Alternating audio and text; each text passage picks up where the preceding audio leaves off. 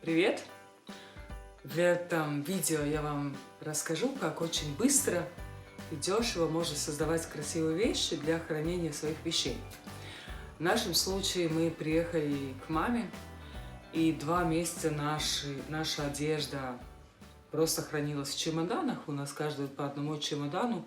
Дети уже как-то располагались, у них есть каждому свой уголочек, но у нас так было, что я каждый день вытаскивала вещи из чемодана, они мятые, они непонятные, они не свежие, потому что чемодан закрыт.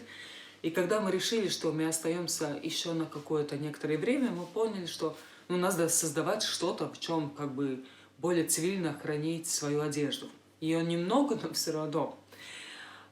Вопрос не до того, что покупать мебель, у нас есть другие сейчас приоритеты и потребности. А вторая вещь, что в таком маленьком домике не нужна еще дополнительная мебель, мы уедем, и что тогда с ней делать? И тогда мой любимый муж спустился в подвал, там есть разные какие-то материалы, остались от ремонта, которые мама тут делала, еще непонятно откуда. Нашел деревянные какие-то вот такие балки, пропилил, засверлил. Это ему заняло где-то часа 2 и сделал такой каркас. Потом еще нашел доски, вообще шершавые, строительные, кривые, непонятные какие, и поставил как полки. У нас создалась условно мебель с 2 полками для хранения вещей. Все было бы очень просто, если бы не было такая воск на основе воды, которая, когда я покрасила, это тоже заняло где-то минут 30, вся эта мебель приобрела такой благородный вид. Что делают эти такие воски? Они оставляют структуру дерева, но делают ее дерево уже не шершавится и не пылится. И древесина очень часто бывает разных оттенков, особенно если она старая, высохла.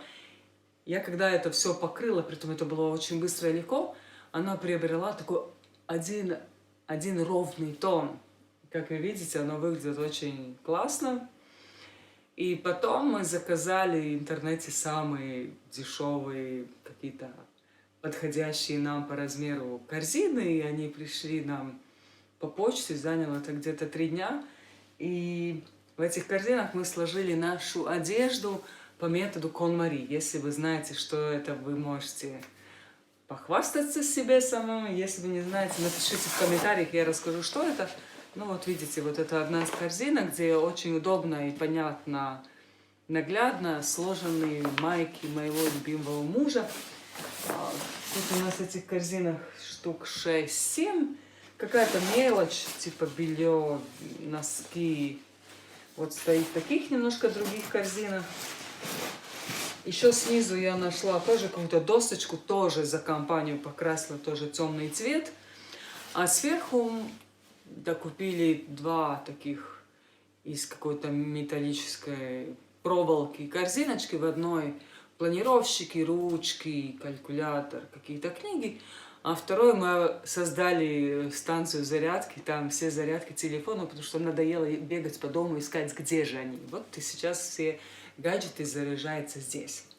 Особенное внимание я предлагаю уделить маленькой черной лампочкой, которая здесь выглядела такая вообще скромная, стеснительная. Прямо на этом столе она приобрела свое родное место. Она там шикарно выглядит и смотрится, по-моему, улыбается от всей души.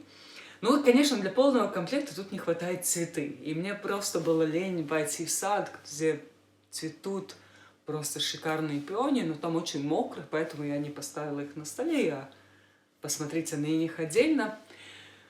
Вот так. И еще рядом тут стоят наши рюкзаки, потому что вся жизнь как-то сейчас в большой мере в рюкзаках.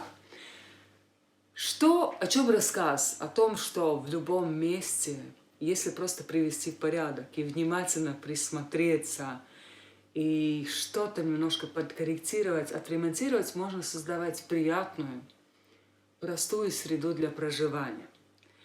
И я поздравляю вас, что вы посмотрели. Я прошу, подпишитесь. С этим вы меня очень поддерживаете. Я все-таки хочу дойти до этих 1000 подписчиков. Ставьте лайки, комментируйте, тогда это будет более доступно. И, наверное, с этим начинается новый ряд, новая линия.